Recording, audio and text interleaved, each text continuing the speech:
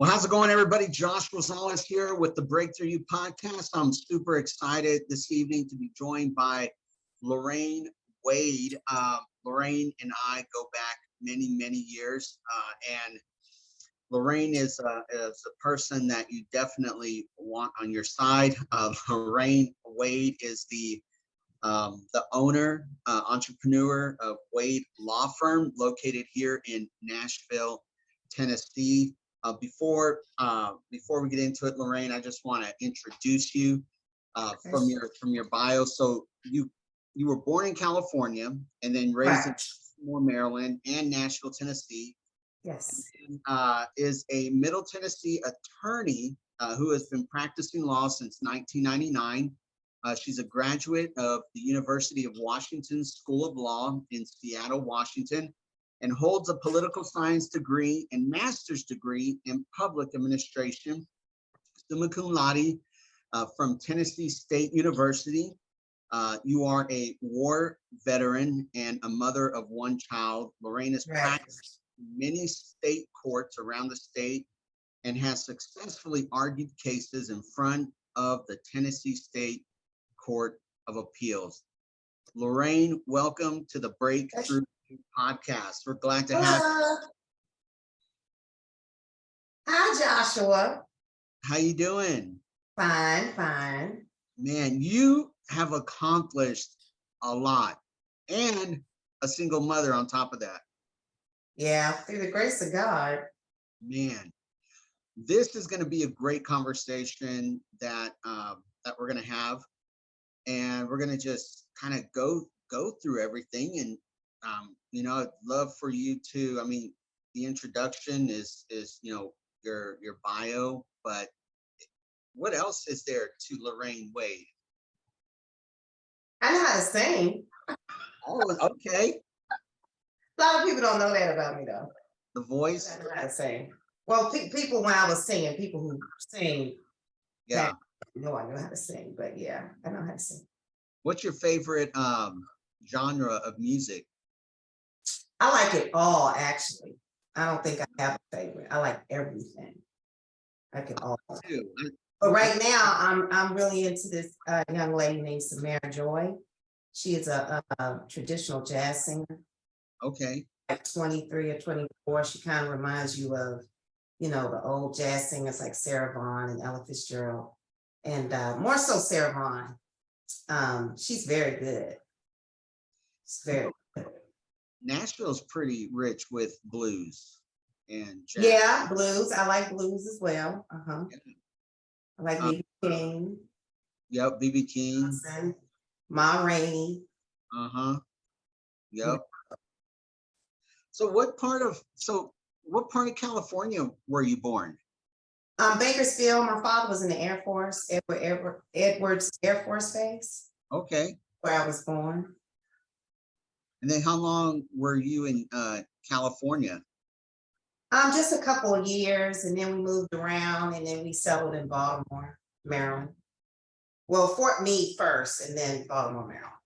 Baltimore, Maryland. Now, Baltimore, was there a military base there? No, but there's a base near Baltimore. It's called Fort Meade, and that's where we lived on Fort Meade for a minute. Okay, that's cool. How was it growing up? Oh, it was fun. I have a wonderful parents, and I remember my dad being in uniform. He was in the Air Force. He wasn't in the Army. He was in the Air Force, so it was cool. Traveling, and so that means probably, my dad was in the military and had a medical discharge, which he chose to retire out in California. But my life growing up, we were in school, maybe 2-3 years at the most, and then we transitioned to another state or transitioned to Germany or transitioned somewhere and had to make new friends. Is that kind of how it was with your family? Well, my dad, he got out when I was pretty young, probably first grade. I do remember moving a couple of times. Once I got to maybe the first grade, we were pretty settled in Baltimore. And I stayed in Baltimore for 12, 13, maybe 15 years, for a long time. I can say that. So then I got a job at USA Today. And then I moved to Nashville. So what, That is what he was a media guy. My father was one of the, my father was a computer guy. So I didn't know how groundbreaking he was until recently, but my dad was a computer person when Black men were not into computers. So he was like, they called him computer technicians back then, but they will call him IT person now. And so he worked on the big computers. Back then, the computers were huge. Computers for businesses, they would fill a room or two. So he was a computer technician for the media outlets. So he worked for a lot of media, like Baltimore Sun, USA Today, Gannett, Dayton Daily News. So he was a media guy. that's incredible. Would you say you maybe following your father's footsteps with, seems like your father was very dedicated to just everything that he has done or did, dedicated to, learning and, like you said, working on computers when Black men were not, when they didn't do that. And so Right. you're very accomplished yourself. I mean, you are very accomplished. And so would you say you took a lot from your dad? Yeah, that's pretty much my father's side and my mom's side too. But my father's side, they're pretty accomplished. I think it's just something that the Wades do. I mean, it's a lot of people in my family that are accomplished. I think that's just like just a thing. That's what we do. Your mom's side. It's doing pretty well too. My sisters do well as well. That's good. That is awesome. So with this right here, you've been practicing law since 1999. Yes, since 1999. What got you into that? I just always knew I was going to be a lawyer. I think my grandmother told me I was going to be a lawyer. So I just always knew I was going to be one. I just knew I was going to be one. You I think my grandmother told me I was going to be one. I think she made a program in my mind that I was going to be one. huh. So then you went to graduate from the University of Washington School of Law in Seattle. Right. Mhm. And then, so before we got on here, you were talking about your desire to want to be a politician. Yeah. Majority of politicians have some type of political science degree, or they're lawyers. Right. Well, that was my intent. I was going to be a political analyst, and then I was going to be a politician. And then I wanted to be a lawyer with an MBA as well. I wanted to be a JD MBA, but I chose to be a JD MPA. And Yeah. I got an internship with some politicians. I decided I didn't want to do it because I was an intern for a committee chair, and I saw how politics really works, and I just didn't want to be a part of it. Yeah, it can be a pretty crazy ride. It's not what people think. No, it's not. And you know what? That's crazy because, yeah, from the outside looking in, it's one thing, and then when you're on the inside, Yeah. it's totally different. Yeah, you would think these people were enemies, but there's really no such thing as a party line like Republican or Democrat. Behind the scenes, that doesn't really exist. That's just for show.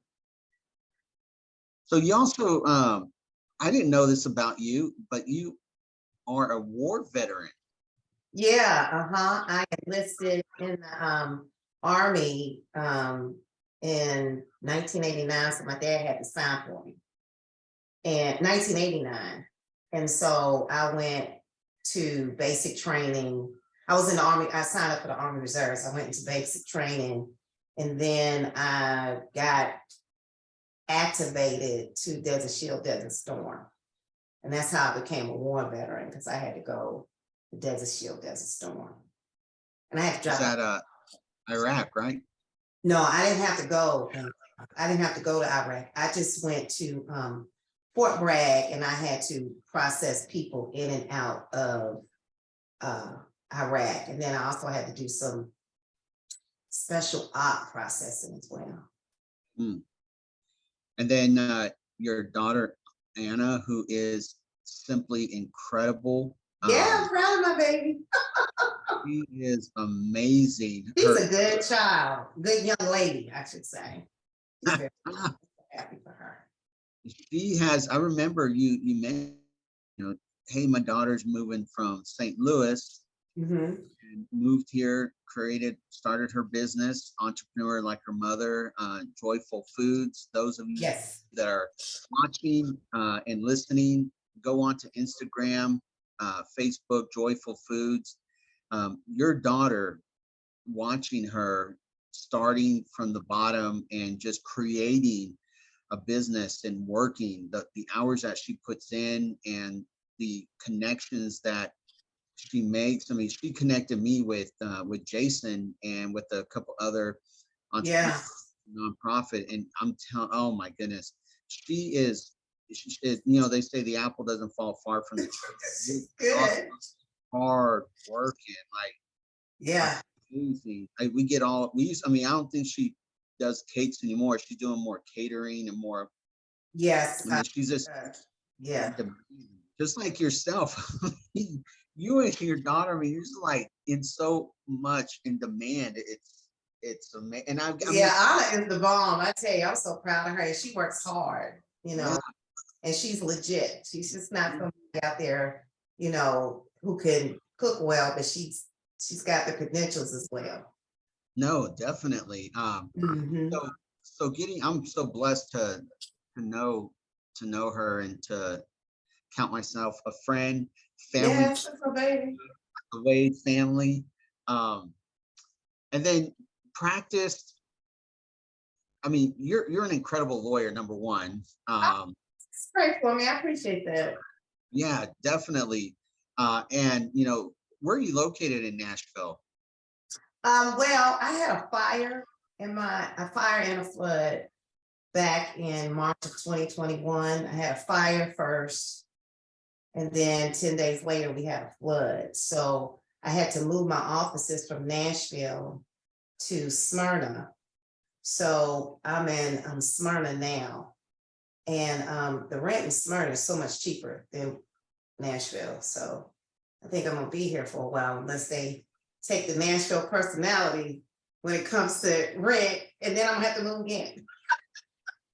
Wow. I'll find my own place. I don't know. But right now I'm in Smyrna, but I mostly practice in Nashville though. Because I've been, I practiced in Nashville for over 20 years. So all the cases I get are typically Nashville cases. Davidson County. What do you specialize in? I do a lot of litigation, which means like people suing people. And then I do family law, and then I do some intellectual property, which is a spillover from my early days when I did a lot of IP work. So I do represent some entertainment people and one tech company. All I know is Lorraine Wade is good at what she does. Right for me. Yeah. For me. So, Lorraine, here on the Break Thru U podcast, I mean, the name kind of speaks for itself, Break Thru U. A lot of times it's ourselves that holds us back from greatness. I was listening to Grant Cardone, and he was saying that the definition to him of success is the difference between your reality, where you are, and your potential. There's so many of us that have the potential to be a lot further along than where we are, but our reality is that we either are afraid to jump in with both feet because of the unknown. And I think what separates those individuals that are successful is that they take risks or calculated risks. And even for yourself, being a single mother, going through college, becoming an attorney, becoming an amazing attorney, the work that I mean, you're right now, you're in your office. It's Sunday at like 6:30, and you're there in your office working. Mhm. And the work ethic. I mean, can you speak to that? I mean, becoming an attorney, having what, zero book of business, and Right. building a book of business, like it. A lot of times people quit because it's just too much. I mean, I look at it like this: you have a towel in your hand, and the towel symbolizes you can either throw the towel in right in the middle of the rain and give up, or you can take the towel and wipe the sweat off your brow. Um, what was that process like for you in the early days of starting your Okay, so business?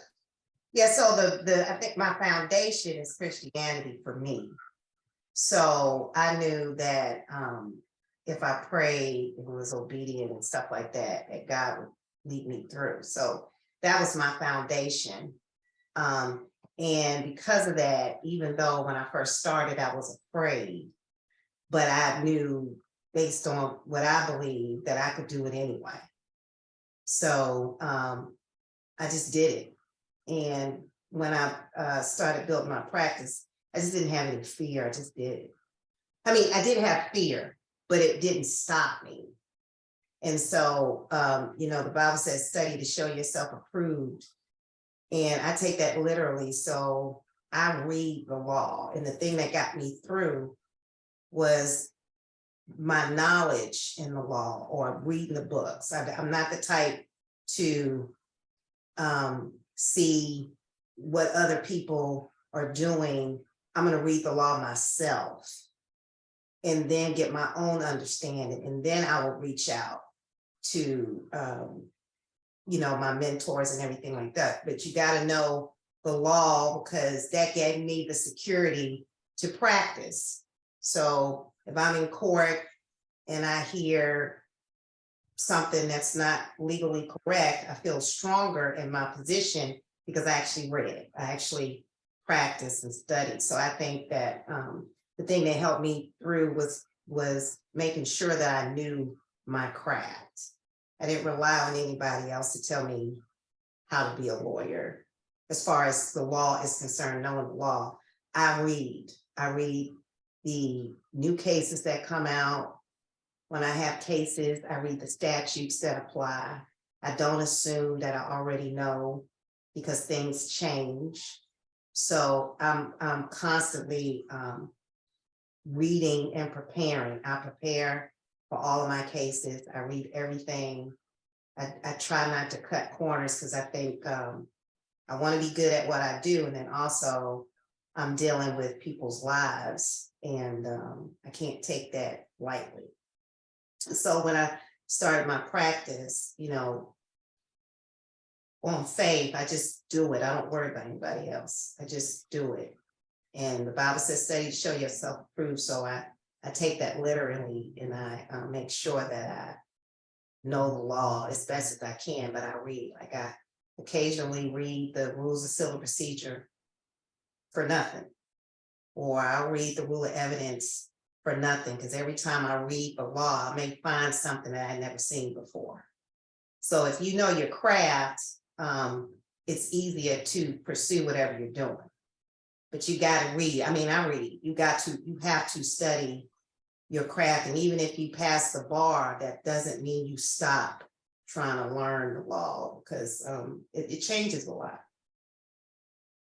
I would say that if you stop, then you start digressing.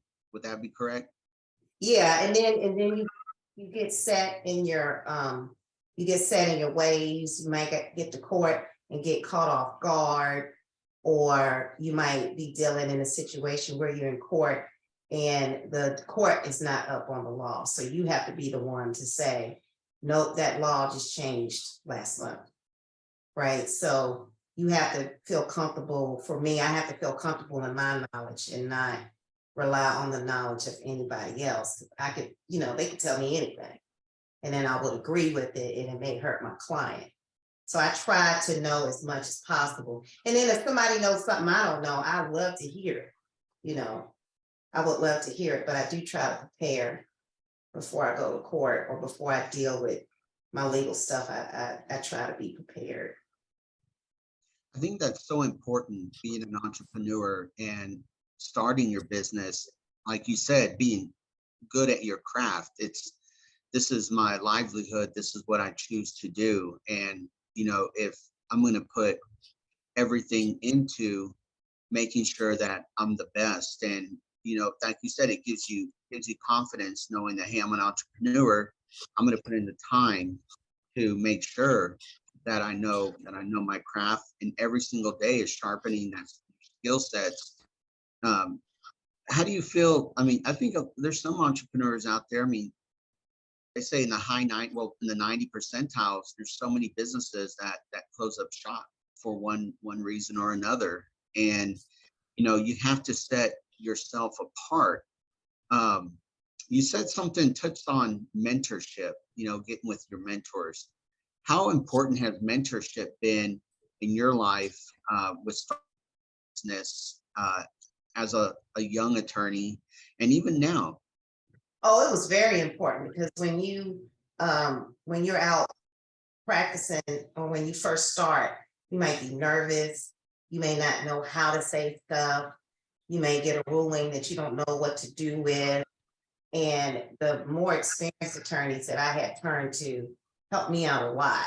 Um, but of course, I didn't use them as a substitute for my knowledge. But once I know something, and I'm still going to need help because I read statute and understand, it doesn't mean that I'm not going to have to reach out to people that know. And I did that, and it helped me out a lot. Especially when you first started out, you get nervous.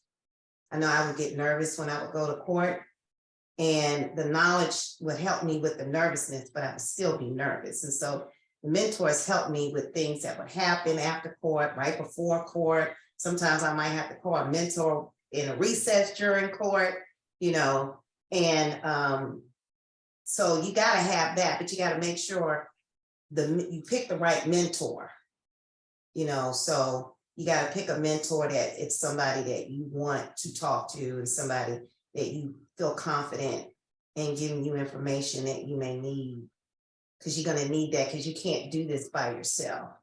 I couldn't do it by myself. So for those entrepreneurs or for individuals out there that are, maybe they don't have a mentor, and maybe they are like, hey, Lorraine, how would I even get a mentor? I mean, how did you pick out your mentor, and then how did you get that mentor to mentor you?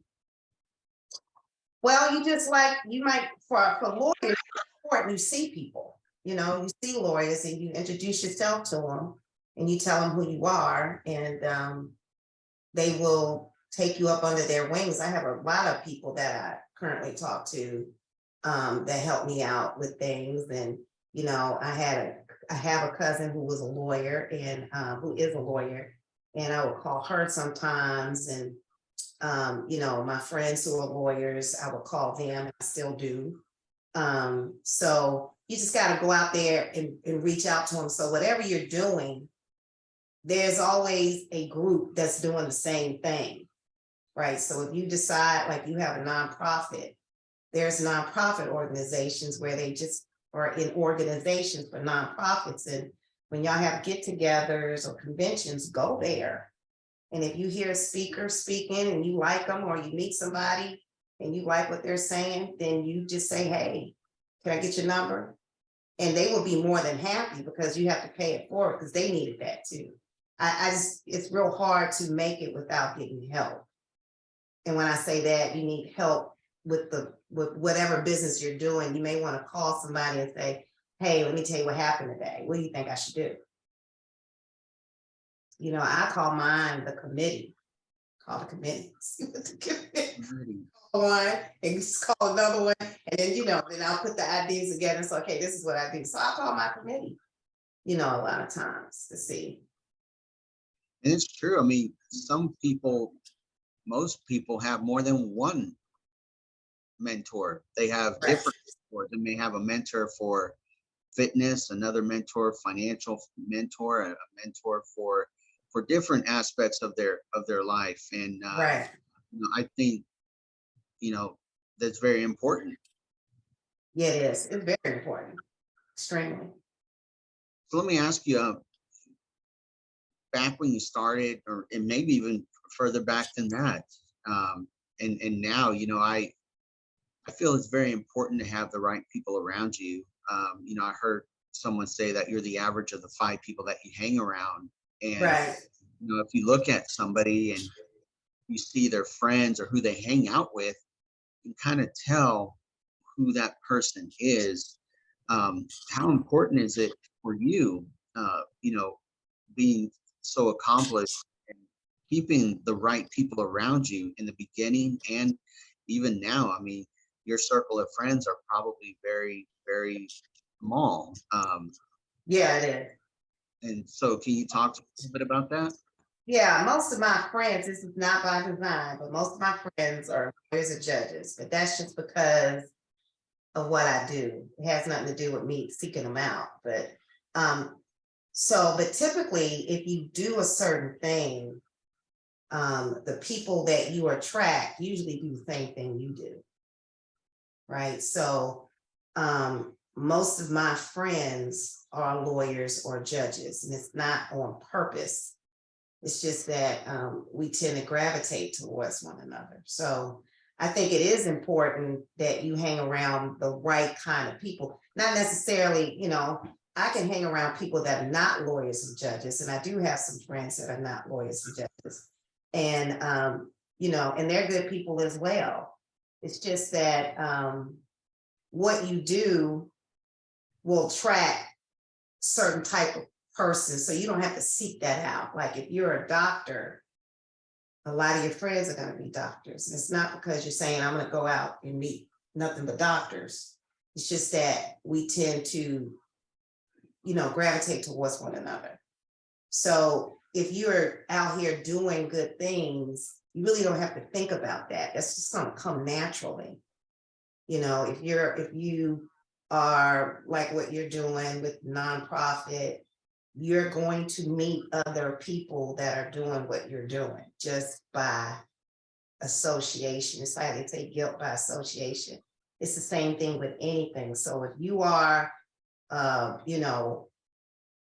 doing something bad, you're going to be around a lot of bad people, right? You're a criminal, then you're going to be around criminals, because you can't be a criminal without being around. I mean, you can, but usually criminals are around other criminals, and that could be doctor criminals, lawyer criminals. You got criminals in all sorts of professions, but usually the mentality you have will attract the kind of people that are around you. So if you are a doctor that is a doctor that writes a bunch of prescriptions for nothing, you're gonna be around a lot of doctors that write a bunch of prescriptions for nothing.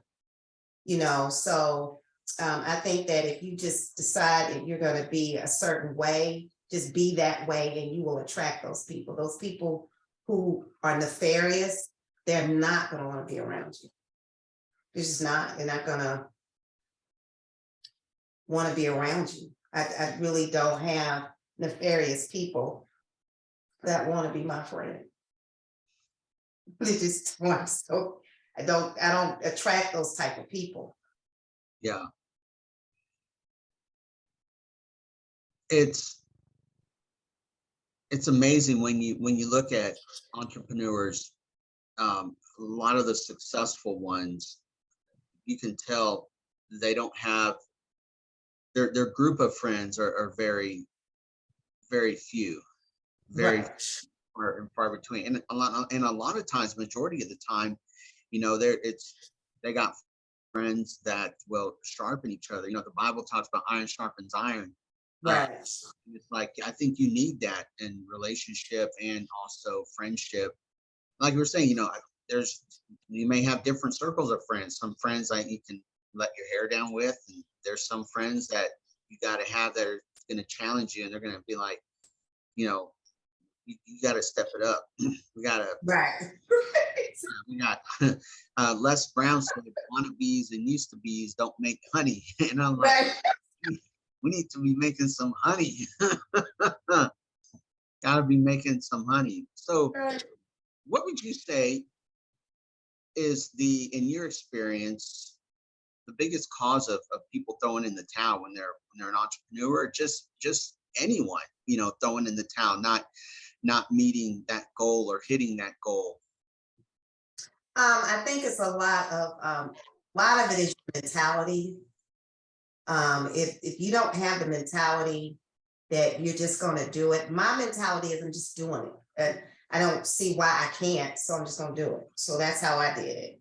I just did it, right? But if you have blocks in your mind telling you that you're not good enough, you shouldn't charge, or that you're not worth the money that you're charging, and then you will have blocks because when you have a business, there are a lot of self-doubts that can come up. Like, a lot of people don't like to say, hey, I'm charging for this, because they don't think they're worth what they're charging in their mind.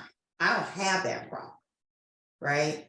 So, but the reason why I don't have that problem is because I try to, like the Bible says, study to show myself approved. So I figured I'm doing it. I work for it. So you got to pay me.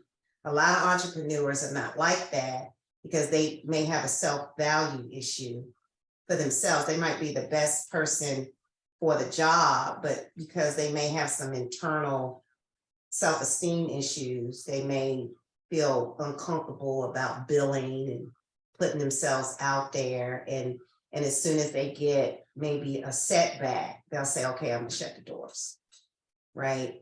And you can't do that because consistency is very important. You have some of the least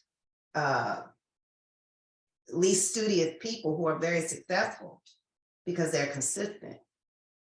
And I think consistency is more important than anything. But if you don't have the self-esteem, you're not going to be able to be consistent because you're going to shut down. I told my daughter this, and I tell other lawyers that I mentor, you fail when you fail. So the only time you fail is when you've done it and you fail, but you don't fail before you start doing it. You don't say, well, I can't do that. You do it. And then if it, tumbles, then you say, oh, I couldn't do that because you tried. But you have to try it, and you'll be surprised that when you try it, most of the time you're successful at it. But you have to first have the self-esteem. And that's where, for me, that's where spirituality came in. I don't, for me, the Bible says, don't respect a person, right? So I don't have no one, it's hard for me to feel intimidated by another person because I feel like we're all the same. So I don't have oh my God, this person is here. Oh my God, this is that person. Oh my God, this is the judge. I don't have that mentality. I see all of us as the same. And I think if you see people as the same, then you'll go a lot further as well. If you don't allow people to intimidate you or make you scared that maybe you don't know what you're talking about, that goes a long way. But again, that goes back to the self-esteem. You have to have that. Because sometimes I have to be rough with people, and I have to say, no, you're wrong. And when I say it, I actually mean it. You're wrong. But I'm not just saying it because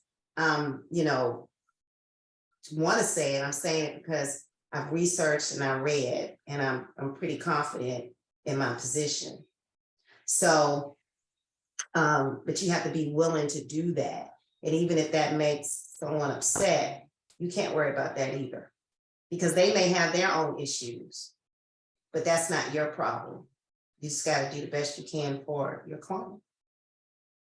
Wow, that was incredible. A lot, it's so true. A lot of people get intimidated. A lot of people get intimidated. You hit the nail. I think you touched on two different things: intimidation, and then Yeah. I guess intimidation would play into not charging. Yeah. And I don't have that. I've never had that switch. Yeah. I don't have that switch, but I believe that that's a lot to do with my faith. I don't have a intimidation switch. I've never had it. You know, the end of last year, I, I always wake up in the morning around 5 o'clock, Mhm.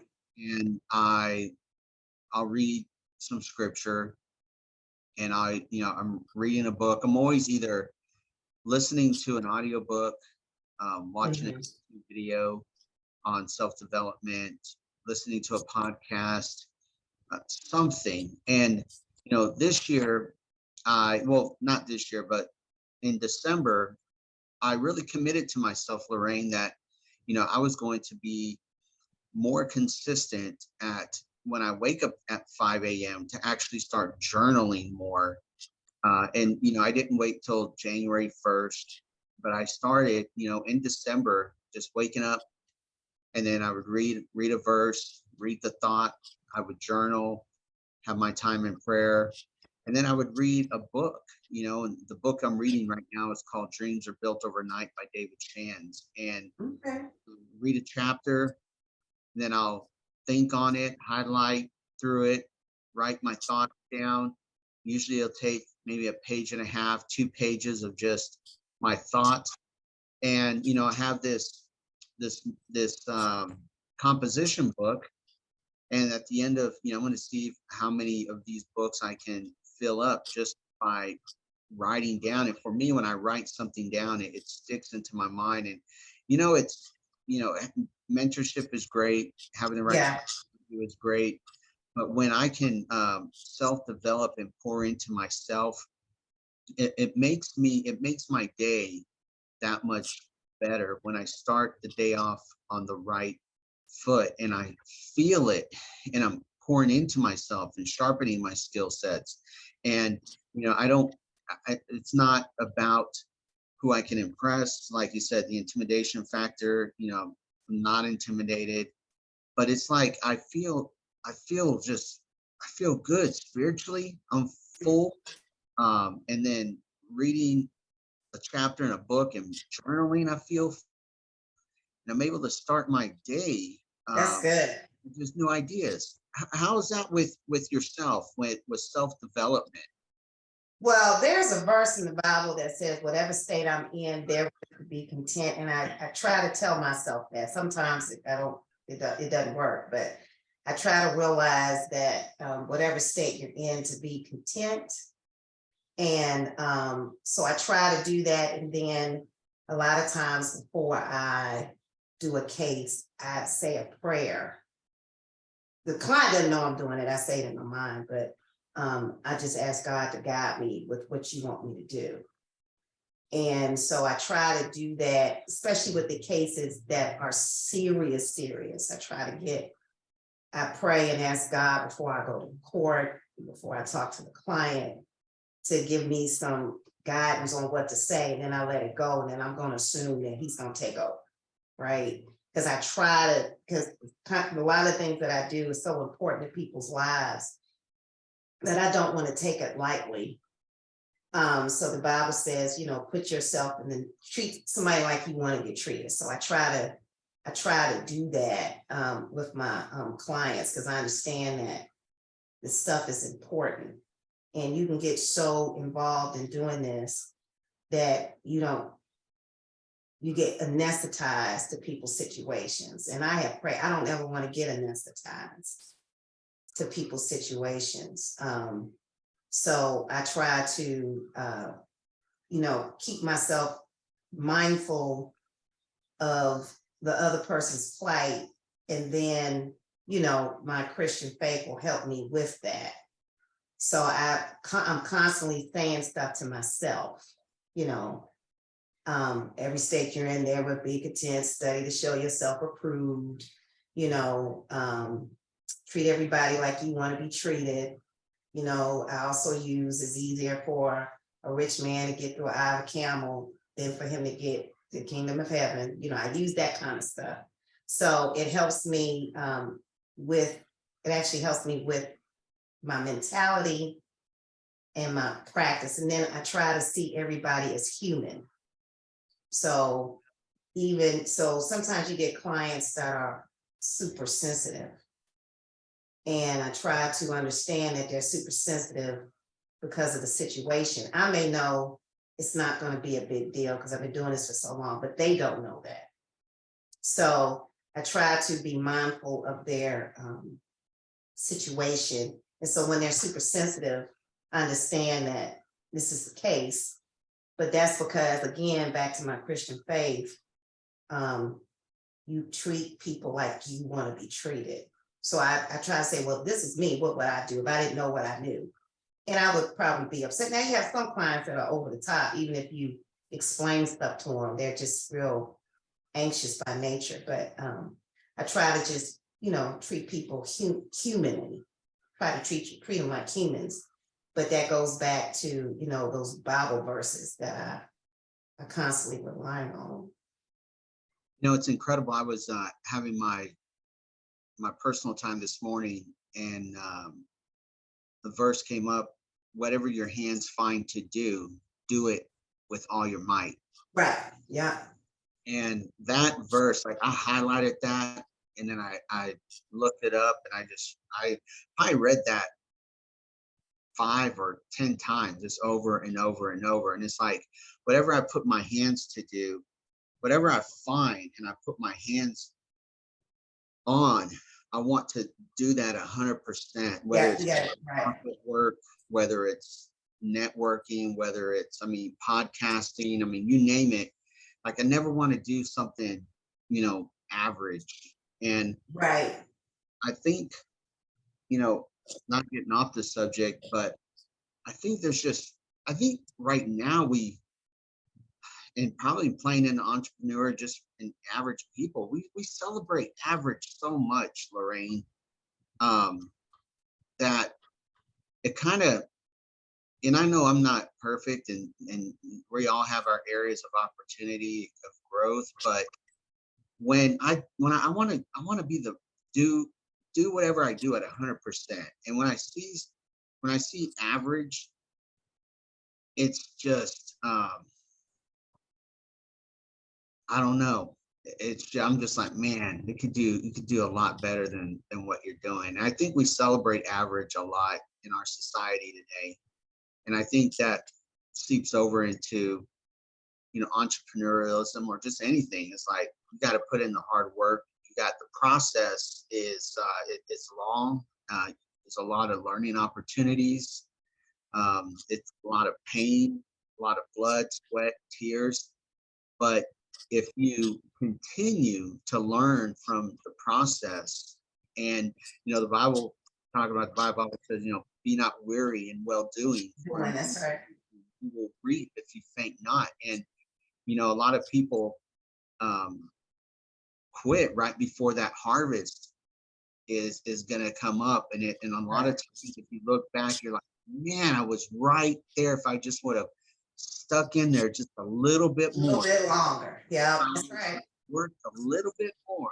If I just put in a little bit more, I would have seen and broke through and had seen some amazing things come through life. And it's just, it brings me back to the definition of success that I heard and I love is the different that gap between the potential and your reality. My reality facing it is I'm not nowhere near where my potential is.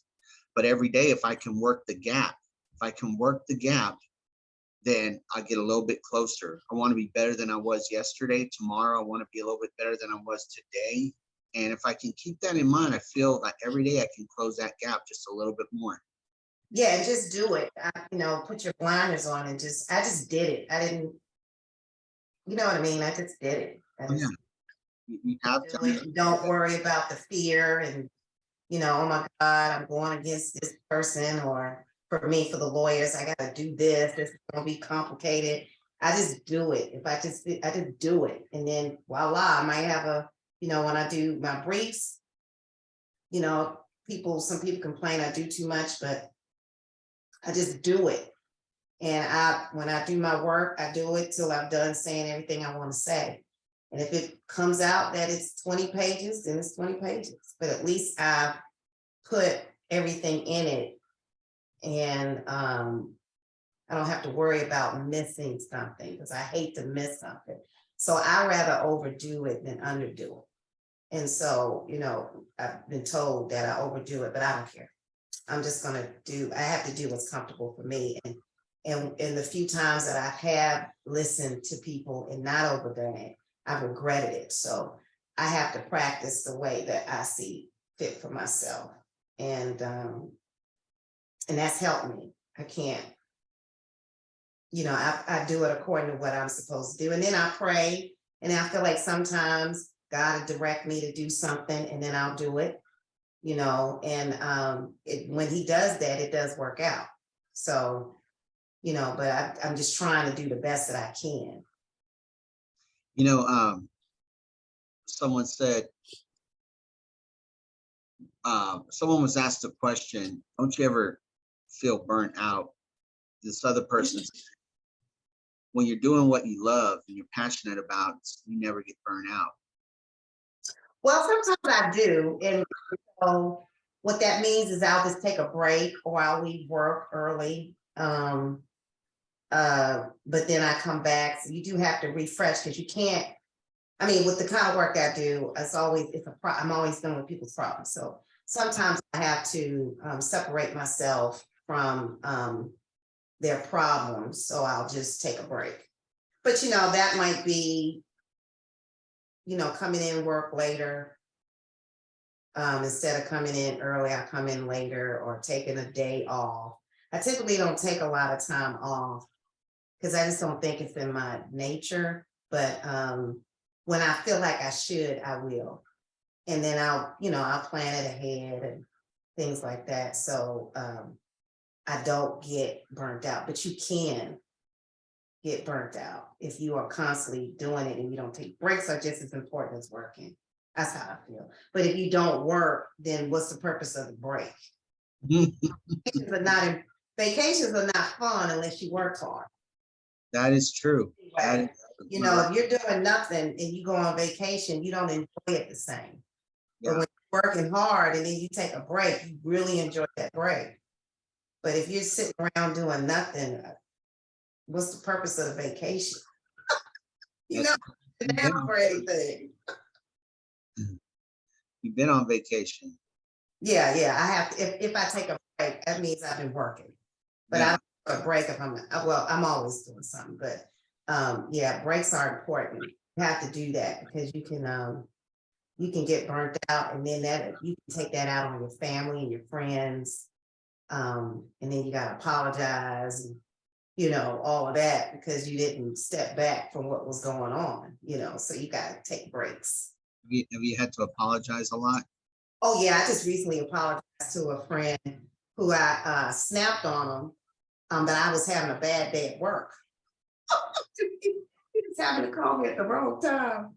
And I snapped on him and I apologized and I said, I am so sorry, because that's what that was. And I said, I shouldn't have done that, but you just, I just got off the phone with something very contentious. I said, I just talked to you at the wrong time. So I try to, I'm not always, but I try to, if I'm doing something that's extremely contentious, I try to have a break in between talking to people. Because I don't want to put that off on them. Whatever energy I was going through, I don't want to put that off on them. But sometimes, like recently, I just apologized to my friend because I was pretty rough with him and I shouldn't have been. So I told him I was sorry. So probably one of my last questions, and this is something I was just thinking about, is how do you keep the love and the passion that you had getting into law all these years, even today? Like, how do you keep that still, that love and passion for what you do for people? Because a lot of times I think probably in your profession or other professions, medical profession, probably every profession, the more you do it, you can allow it, like you said in the beginning when we were having our conversation, is you can get calloused. And it's like, you still love what you do the same way? I think more about the consequences is what I worry about. I worry about the actual person. And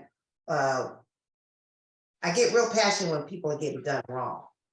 And especially with family law, there's sometimes instances where the judicial system is just not fair to them. And that's why in my family law stuff, I go real hard because not advocating for your client can be a tremendous consequence if you're not aggressive. So that's what keeps me from getting burnt out. I try to put myself in that person's position, because the Bible says treat people like you want to be treated. So I try to say, well, what would I do if this is me? And then I think about it. But I think that if you have a heart to be that way, I think that, I know I'm being spiritual, but you're interviewing me, so I just got to tell you, but if you have the heart to say, okay, God, I don't want to treat anybody bad, and I want to treat people like humans and all of that, he'll help you with that. You understand what I'm saying? So you won't be in a position where you feel like you just do whatever, because you have made a conscious decision to ask God to make sure you don't become that person.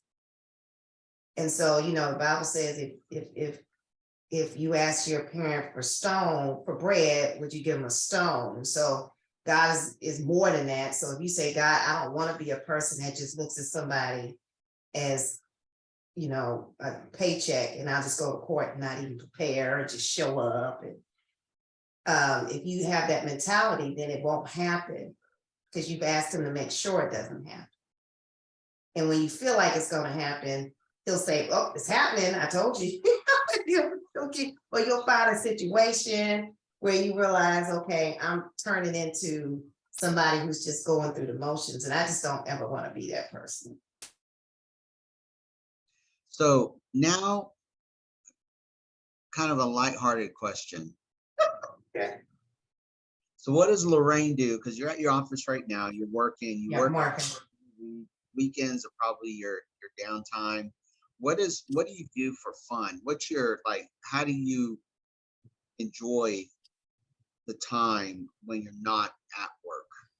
Well, I like to watch movies. I like to go to restaurants. I like to read. I like to listen to music. I'm a real music fan, so I listen to everything. I like to listen to music. And yeah, I guess that's about it. I go out, I like to do separate, I like to travel. I love the outdoors. So I'm a camper. And I like festivals. I'm a Bonnaroo person. I go to Bonnaroo every year. Oh, Bonnaroo. Yes. Oh yeah, I go to Bonnaroo. I go to festivals. I love the outdoors. I like parks. I just like to be outside. Let me ask you this. So what kind of camping? So, all right. So let me tell you this. I like the tent. Okay. I like to pitch it. So I have tents, but none of my friends like tents. I have one friend that will go camping with me, but none of my other friends are on board. So I'm usually going solo or going with this one friend, and she goes with me to Bonnaroo, and then she does camping too in front of her house because she has a lot of land. And so, we've had some events where we've gone camping in front of her house. And then a lot of times I just do this. I keep Republic Goods is a camping company. I don't know if you ever heard of them, but they have portable kayaks. I mean, not kayaks, but what do you call those things where you sleep on? Oh, cots. Yeah. And so I keep one in my trunk when it's warm, and I just go down to the park and I pull it out and I chill. And I love that. I love it. And I'll just chill or walk, but I like to walk where there's trees and stuff and hills and stuff like that. So I'll just get that and, just lay out and enjoy myself. I like to be around water too, water and trees. So laying down, listening to the water and feeling the breeze, enjoying the trees, and or going on a hike. Yep. Or walking a hike or going on a hike. I like that. I like that a lot. That is cool. Well, Lorraine, I am super honored, very much honored Mhm. that you would accept my invitation to come on the podcast and just share your incredible story of just empowerment and how you empower people and how you inspire people. I'm very inspired, and those that are listening, watching, I know they're inspired, and the what you give and what you impart to others and is just amazing. And you're just Oh, I appreciate that. a wonderful person, Lorraine. Oh, I'm thank you so much. glad to call you friend. I would not want to be on the other side. Yeah, yes, I hear that a lot. But for those that are listening and watching, maybe they want to connect with you for different reasons. How would they contact you?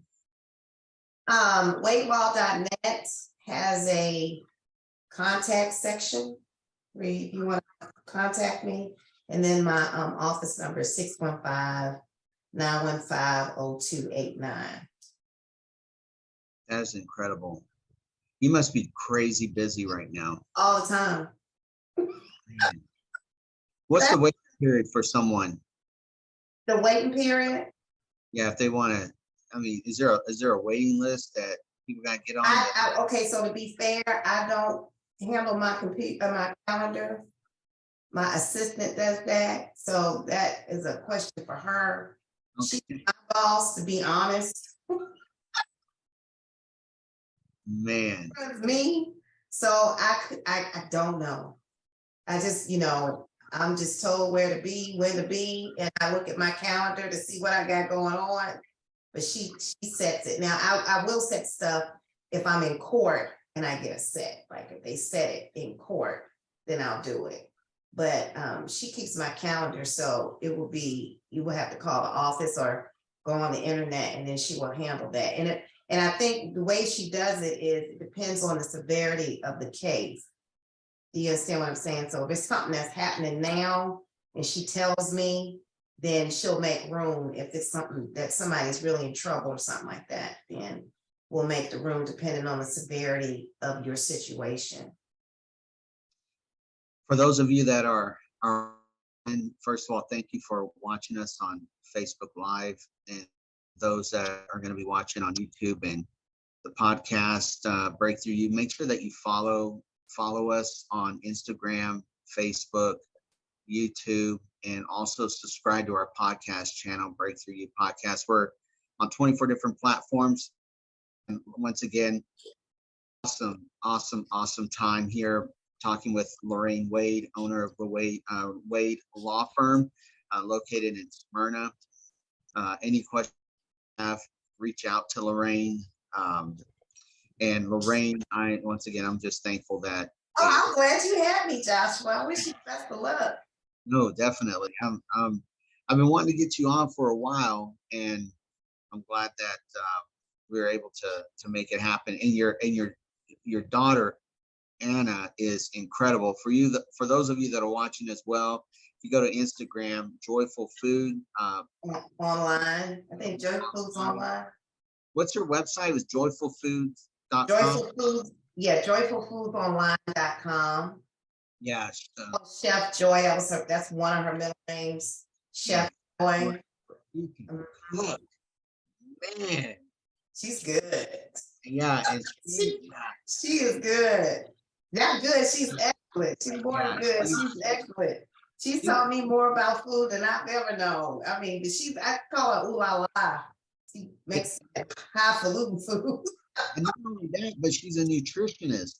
Right? Yeah, she knows about that nutrition. Yeah, knows like food, gluten-free, health.